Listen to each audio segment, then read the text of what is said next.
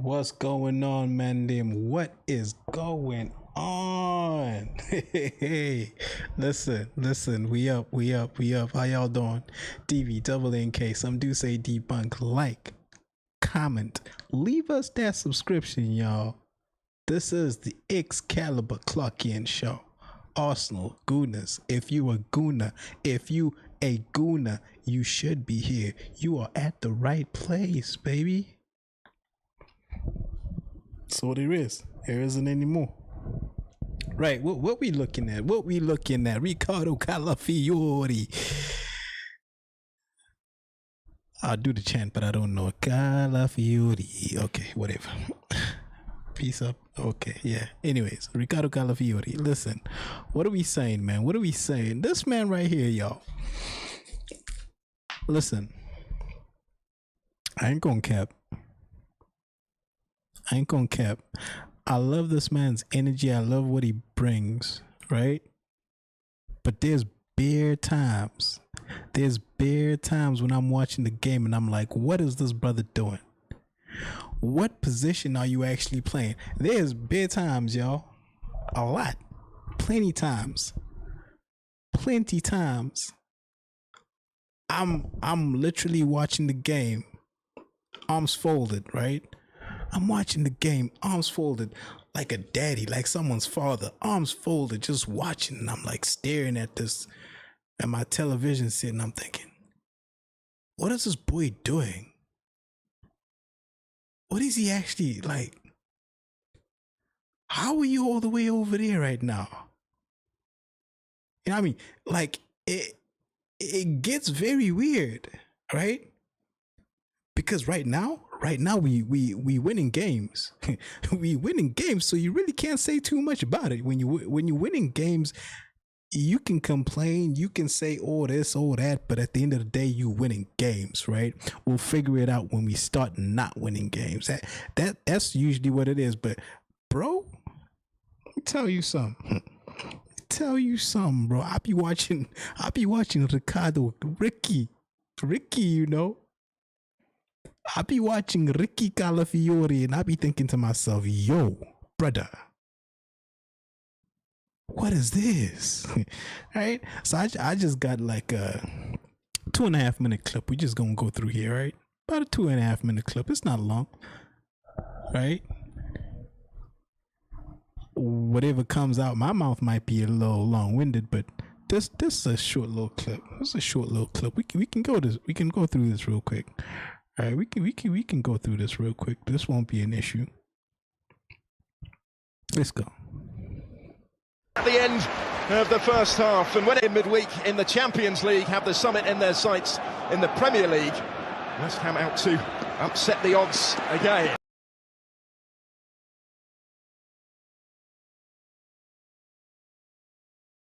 Close to 2 right at the end of the first half, and when in midweek in the Champions League have the summit in their sights in the Premier League, West Ham out to upset.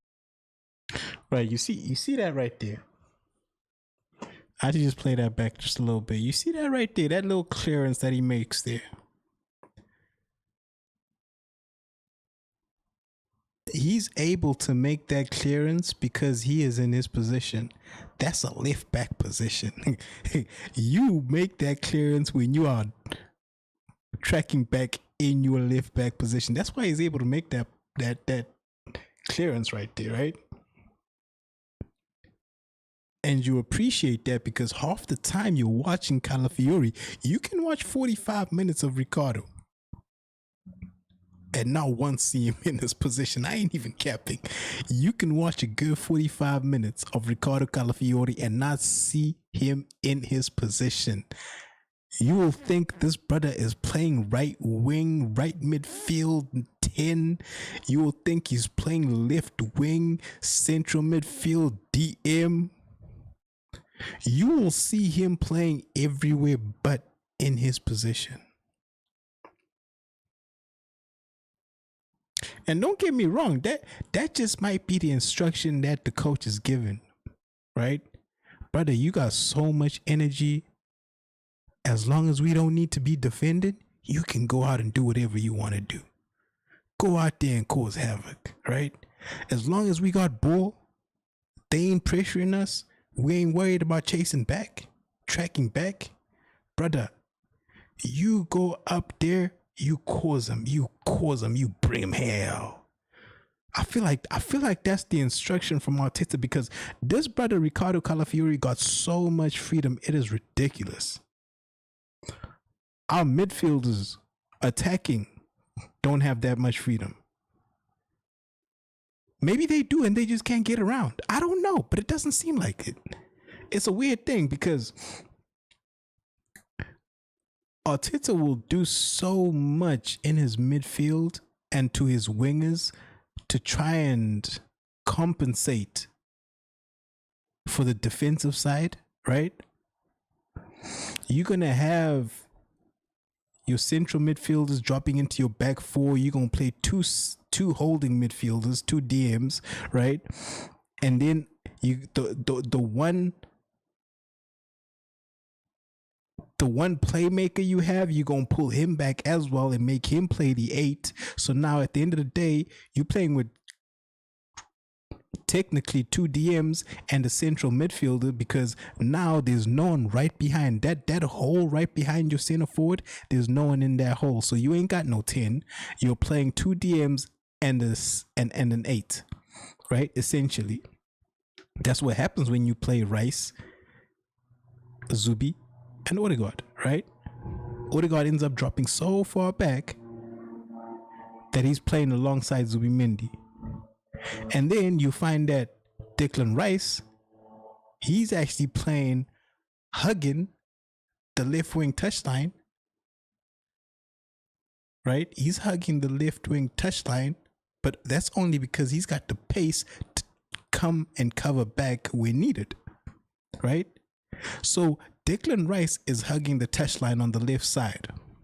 Our left winger is meant to be tracking back to defend. Meanwhile, our left back is bombing, not just forward, he's bombing everywhere. So it gets a little counterproductive when you look at these tactics, right? Your left wing is tracking back, doing so much defending, right? That's what we expect of Martinelli, of the Trossards. We expect them to show up defensively, right? We expect our 8 for some reason to be hugging the touchline. Meanwhile, the left back, what's our left back doing? He's cutting inside, going to the other side, everywhere. He's literally everywhere but in his position, right? So it gets weird. Why is our left winger playing left back? Our left back is playing central midfielder, and our central midfielder is hugging the touchline like a winger. What exactly are we doing? It looks counterproductive, hella counterproductive, to the point you start thinking, right? When it works, it works. When it works, and it looks good. But when you come against a stubborn opposition, right? A bitter opposition, and they figure out the fact that Declan Rice is not that creative on the ball. So if you isolate him on that touchline and you just don't let him in the game, already Arsenal's down 1, because all Declan Rice is going to be doing is defensive work, because you've taken him off the ball. You've made sure he can't do anything creatively, right? So already, if you're a tuned up opposition manager, you can deal with that, right? And then you got this Calafiori dude. He's the one who will confuse you, because he'll just pop up everywhere, messing things up unexpectedly, right? I'm 10 minutes in and I ain't said nothing. We just watched 9 seconds of this video and I'm 10 minutes in. Let's see what else he does. Let's see this. I'm hoping I don't get copyright for this video. It's just like literally 2 minutes. Just over. We gonna figure it out. The odds again. Phil Arteta, with all the different competitions that they're in, that was the reason why they did the business in the summer. They spent times that could be changing. Chase on here for Calafiori. He did well to reach it. Agassi coming under pressure, and then careers in the League Cup already this season as Trossard. There is Calafiori. You see him right there? That's Gabriel right there. That's Saliba. That's Zubimendi. That's Jurien. Calafiori is playing the pivot with Zubimendi right now. Where you see him right there, he's playing the left side of the pivot with Zubimendi. Where's Declan Rice, you ask? Wait, is this is West Ham, right? First half. This is actually Declan Rice right here. This is actually Declan Rice right here. And then this right here, Calafiori. What a god is it?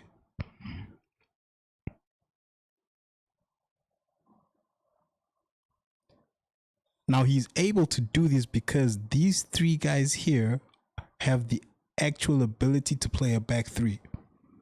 Especially if this man here, Declan Rice, slots back, doesn't go forward. But now you're taking away from his game because he can actually do what this man is doing. He can actually bomb forward. He can actually bomb forward. But you're going to allow this man, your left back, to bomb forward. You're going to let Ricardo Calafiori to bomb forward whilst your central defensive midfielder right on the center circle there, in the middle of the center circle, hangs back. Gassa. Very all too aware of the threat of Bukayo Saka. Now that he's fit again, another who's had us in the... I don't think y'all saw that. Bukayo Saka. Now that That's Calafiori who just passed that ball to Declan Rice. And where's he going? Into the hole. Into that 10 hole. That's where he's going. He's fit again. Another who's had us in the way that they're set up here. It's a very familiar formation, isn't it, under Nuno from his successful spell at the City ground. He's coming under pressure. He brought it down, but he has lost it. Calafiori now for Arsenal. Trossard. More height really than distance on Wan-Bissaka's clearance. Who's making that header right there? Who's making that header right there? Ricardo Calafiori. How is he making... That is the 10 position on the right-hand side. He plays the left back position. He should be on the other side of the pitch, right? Switch play. He should be on the other side of the pitch. But this man's popping up in the 10 position on the right-hand side. He's damn near the right winger.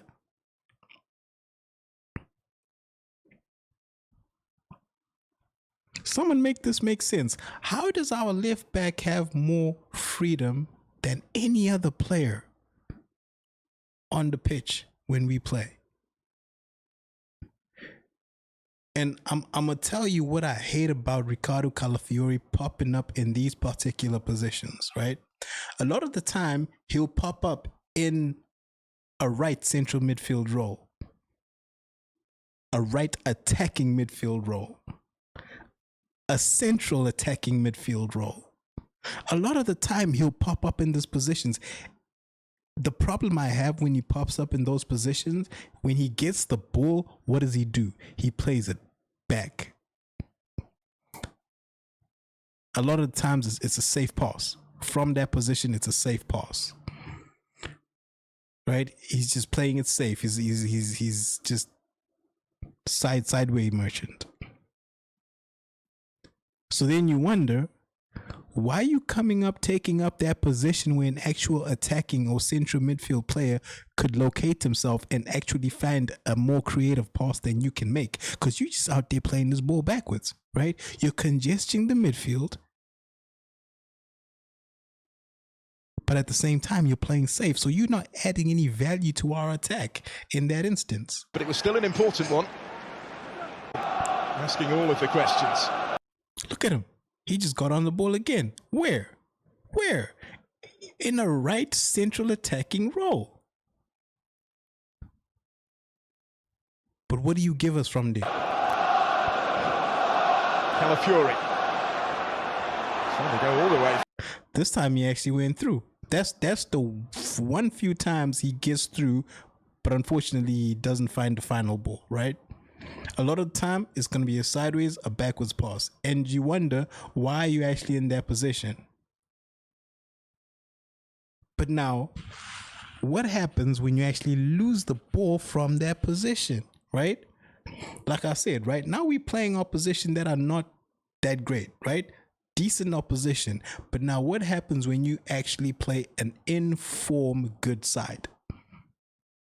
A side, maybe Crystal Palace, who like to break, right? A side who like to break, a Crystal Palace, maybe, yeah. You go in Europe somewhere, you play a PSG, a Bayern Munich, they figure out your game plan. They know Ricardo Calafiori likes to pop up on the right-hand side a lot. So what do we do when that happens? We're going to overload their right-hand side and counter-attack from there. Or rather, we're going to overload on our right wing, their left-back position, because they're going to have a man short there.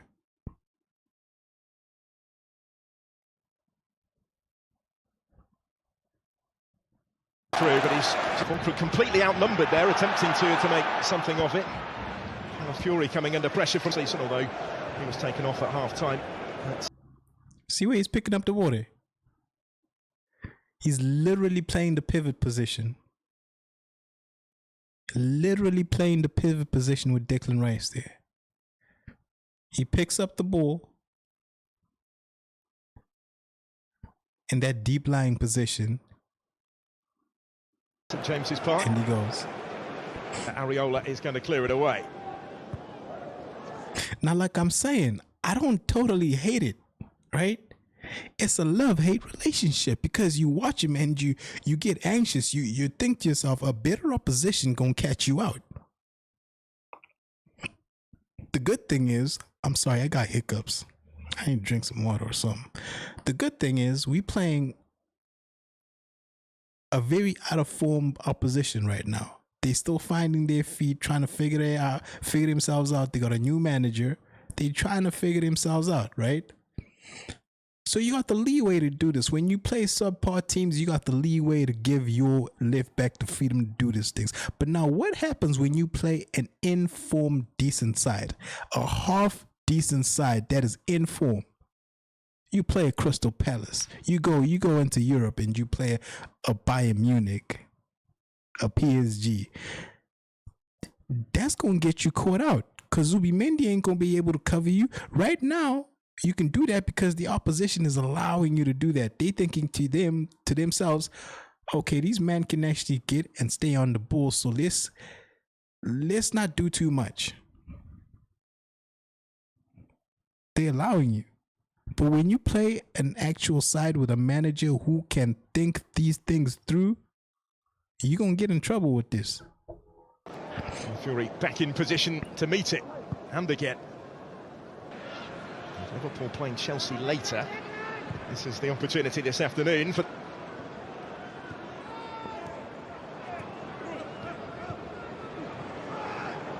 Saka slipping it through. Timber twisting and turning. And it comes here for Calafiori. See, what I appreciated about that shot, Calafiori, what I appreciated about that shot where he hit the woodwork is he's actually, when that ball falls to him, he is where you expect the left back to be when the ball is coming from that side, right? You expect your left back to be coming late into the box from that angle, right? You expect you see this? Timber twisting and turning. From that angle, ball coming in from the right-hand side, you expect your left back to be coming in from that angle, picking up that ball. Either it's one of your midfielders running into the box late, or it's your left back, your other fullback from the opposite side coming into that area late to carry on that ball and put it on. And that's exactly what he does, right? One of the few times he's in position. I say few times, but we've actually seen him in his position quite a few times here. And it comes here for Calafiori to hit it off. How did that one stay out? Hell of a shot. Saka coming in again, isn't he? Playing that lovely through ball to Timber. Comes out to Calafiori. He got lucky, Areola, didn't he? Hits the post, comes back, hits his back. Reaching it. Here is Rice again. Trossard. Forward first time for Calafiori. And it's Jared Bowen back there. Certainly feel. See, this boy's got an engine. When I say I don't totally hate what he does, it's because he will go out of position so many times. You will notice him so many times out of position. So much so, right? So much so you'll notice him out of position. But as much as you notice him out of position, he's always seems he has a knack of being where you need him to be when you want him to be there. But like I'm saying, this is hoping that when you play bitter sides, he doesn't get caught out of position. Because right now you're like, okay, we playing these not as strong oppositions, right? So maybe they're not really doing what they should be doing, what you expect them to be doing, what you expect them to be putting forward. So you assuming possibly when you play a stronger opposition, he's going to need to stay in his position that much more. He's going to have a lot more positional awareness, positional discipline. But when he pulls up in these areas, like he just did in these last few clips, he pulls up in these areas where you want him, where he is supposed to be positionally, yeah, you love him. Because you start to appreciate, as much as he's out of position, he comes back real quick. They need another. And they really are stepping up the intensity of the pressure in pursuit of. So adept at finding pockets of space in this part of the pitch, really. Calafiori joining in now. Forward. Calafiori nearly for Trossard. Win here when this stadium first opened. Close to two, right. Close to two, right at the end. Yeah, man. Ricky. Ricardo Calafiori, man. You will hate him, you will love him, you will hate him again, and you will definitely fall in love with him again, right? Until he does something diabolical, you gotta run with him. Because he is that wild stallion. He is that Ferrari. He is that Lamborghini, that raging bull. You know what I mean? Untamed. You cannot be tamed. Like at times I think, has Arteta tried and just been like, okay, you know, this is who he is. Let me just let him be. What would he be if he was playing? See, this is the question now. What kind of positional discipline would he have if he was playing center back? If you told him, right, no Gabriel, no Magalhaes for 2 months, Calafiori, you're at center back, what would this brother be? That's a scary thought, you know? That is a scary thought. And thank God we got Mosquera and Hincapia, because, yo, I don't know if I want to see this brother playing center back. Knowing what I know now, seeing what he do now, I don't know if I want him playing center back. I don't know if I can trust him to, positionally, discipline-wise. I don't know.